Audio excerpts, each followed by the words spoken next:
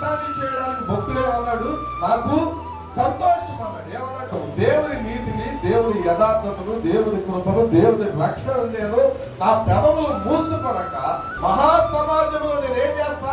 దేవుని గురించి రోజుడు నేను తెలియపరుస్తా. కాబట్టి తెలియపరచవలసినటువంటి సమయం దానియేలుకు వచ్చింది. ప్రాణాపాయం ఉందని దానియేలుకు తెలుసు. జీవితం ఈరోజు ఇంతతో క్లోజ్ అయిపోతుందన్న సంగతి కూడా దానియేలుకు తెలుసు. కానీ ఎవరికి కూడా ఈరోజు దానియేలు భయపడలా.